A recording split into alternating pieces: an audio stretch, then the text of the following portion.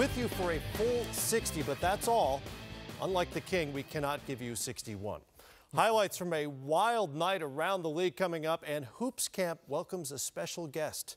But LeBron James leads the show. 11 years into his career, there's not a whole lot he has not done, but LeBron lifted the scoring bar for himself on Monday night.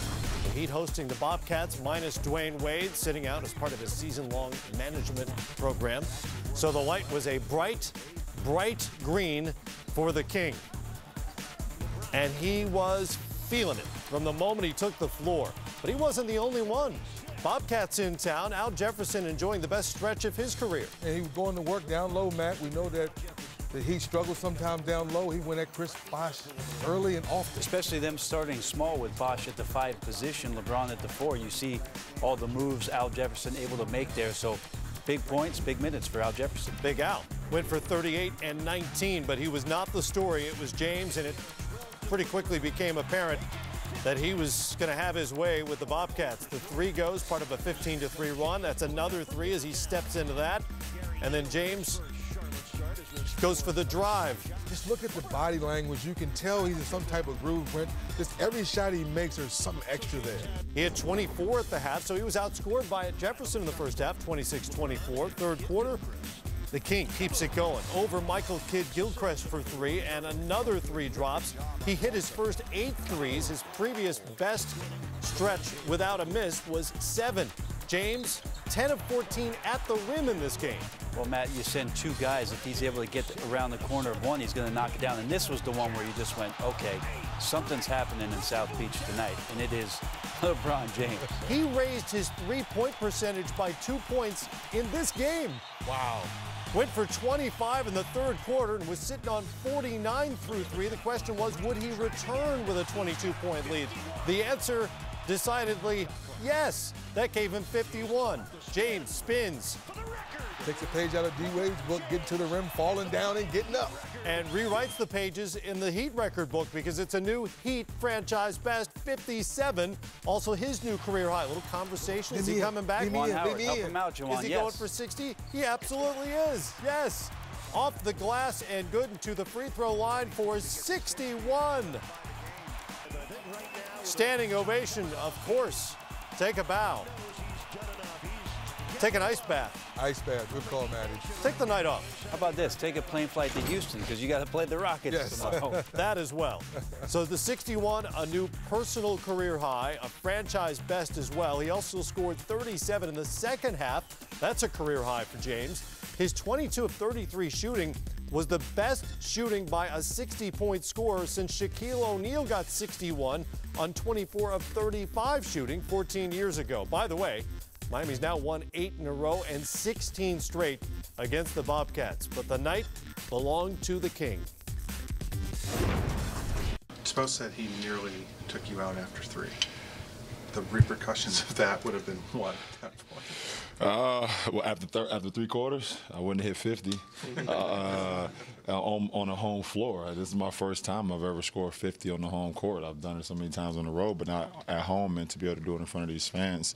So, you know, he said he's going to give me a couple more minutes in the fourth, but, you know, he gave me more in a few minutes. What's this? I mean, you always talk about deferring and making the smart basketball play and how you enjoy a pass as much as anything, but what does this mean to you just to do not just score 60, but to do it so official? It means everything in the sense that, first of all, I was able to do it in a win. Second of all, you know, I probably had, I would say, 3 or 4 just heat check shots where, you know, out of rhythm and just taking them. And third, for me, to be able to do it with a group of guys that I just will do anything for means more than means so much. You know, these guys are really true brothers of mine, and to be able to have accomplishments like that, you know, in front of my brothers, man, it means so much. So look, he was phenomenal tonight, and he scored his points in a way that there's not much you can do. I mean, I've been, you know, on staff trying to defend him for a long time. You send the one more guy at him, then it's layup, foul. Every time we were more aggressive, he scored layups. If he's going to step behind from that length and score, it's over. We believe in number 6. You know, it's his trophy, like I've said before, and you're going to have to wrestle that thing from his fingers. I tell you guys all the time, every night I go on the floor, I want to be the MVP. You know, MVP of this league, MVP for this team, MVP for me, for myself, my family. You know, I've set a high standard, and I have to live by that. I have to live by it because there's so many kids that look up to me, not only my 2 kids, but so many kids that look up to me as the best, I guess, you know, or look at me as a role model or as a leader. So I have a responsibility, and I try to put that into the forefront every night. So, you know, whoever got to vote, it's up to you guys to vote on who it is. It's still a long season, though. Well, the MVP vote will be coming. Still a ways away, but there's no disputing this. James is now the top individual one-game scorer in Miami Heat history. And remember, he did this on 33 shots. Recall earlier in the season when Kevin Durant was in the middle of his big scoring spree that LeBron suggested, I think jokingly, that he was jealous of the amount of shots that Durant was able to get on a nightly basis. Well, James took 33 in this game.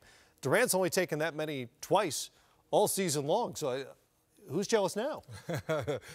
Neither guy's jealous, but now we finally get a taste of seeing LeBron be a tad bit selfish. When you're feeling you're in the zone the way he was in tonight, you make your first three-pointer, you get to the rim, you get a layup, you get a tip in, and now the 4th three-pointer goes down, the 5th three-pointer, you get to the rim, you say, maybe something special is going on here, and you see a guy wrestling with himself, Matt, because he wants to share the basketball. He wants to keep people involved. He still had 5 assists tonight.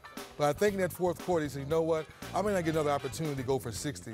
Coach, lead me in the game. I want to go for 60 tonight. Well, they stretched a 6-point lead at halftime, Matt, all the way up to 19 by the end of the 3rd quarter with those 25 points you talked about from LeBron James. And I think he'd feel, I'm just guessing here, maybe a little bit embarrassed if it was a team that was on the bottom rung of the defensive ladder. Right. But we're talking about the Charlotte Bobcats, who are 6th in defense very good, in the NBA. They are very good. Now, I think Michael Kidd-Gilchrist and Josh McRoberts would not want to put this on their resume this year, that they've had 2 guys go for 60-plus points, Melo being one and LeBron tonight. But 2 of the finest scorers in the league. But he was fantastic tonight. I'm glad Spo left him in. I was glad to see LeBron sort of embrace that tonight and do something really special, not only for him, but for the fans in Miami to have them witness that. They were witnesses tonight. And if you watch the game, there were plenty of times when the Bobcats sent a second defender at him as he crossed half court, and he still managed to find a way to score one way or the other. James is still widely regarded as the best player on the planet. He tied his career high with 8 threes. So in some ways, this was kind of the perfect storm if you're the Bobcats walking out. Well, you know, you're going to challenge him, say we're okay with LeBron shooting threes, but as Dennis and I were watching this sort of unfold in the second half, we saw that he had made 3 in the first half. He was 5 for 5, and we're going, wait, 5 for 5? How many more can he go? And then it was 6 and 7 and 8, and that's when we were just saying, whoa, we better watch this. And it was the one pull-up 3D. Kept going under, but this is the one where you went, uh-oh. Uh-oh, this is a special night because this is something we said LeBron couldn't do. Shoot the jump shot, shoot the 3. And to your point earlier, he moved up 2 percentage points by going 8 of 10 tonight from three-point land. And the Bobcats, as you mentioned, have been hit with this before.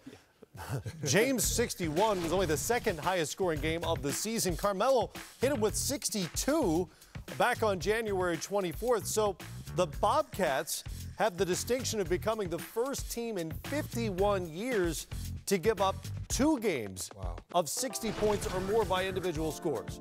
And one guy we know he can score. Bully ball man Carmelo, he's been doing that from day one. And LeBron, like we talk about every night, Brent, wants to share, wants to keep people involved. But tonight we got a chance to see him be selfish. Well, you would say then, 3D, that LeBron's outburst tonight is unexpected, but you're not surprised. No, right, exactly. I mean, like, nobody's surprised. Like, oh, LeBron's 61. So there are a lot of people that are probably going, oh, finally. Right. You know, I really want to see LeBron James unleashed, but that's not the way he plays the game. He plays the game to win, and he plays for his teammates. So it's a little bit different mentality for him. It might not be for the betterment of the team, but it would be kind of fun just to see what he could do if he decided to take on that second half was pretty fun. Meanwhile, the Bobcats may be scarred for the rest of the season by what has transpired over the last few days. First of all, this stretch of schedule is absolutely brutal. The 4 best teams in the league, San Antonio, OKC, Miami, and Indiana, in consecutive games. They're now 0-3 with a 61-point game in the books and a trip home to meet the Pacers. And they've been in every one of those games in the first quarter. First half, and before they went on that road trip, though, before they went on that road trip, they had won 4 games. They were playing good basketball. So to go out there and go against these teams kind of brings you back down to earth a little bit. What a remarkable night, and LeBron James is now averaging 37.4 points and shooting under 68% over his last 5 games. Last guy to put up that many points and shoot that well in a stretch of 5 games, Michael Jordan, back in 1988. We're tweeting, Shane Battier, great sense of humor. Anytime the King and I combine to score 64, it's going to be a good night. Proud of my teammate tonight. That was a game. T-Mac, our buddy watching The Masked Man, showing why he is the best in the game. He tweeted, and Andre Iguodala, this is so 1990s. He went back with a Roger Maris reference. 61, nicely done.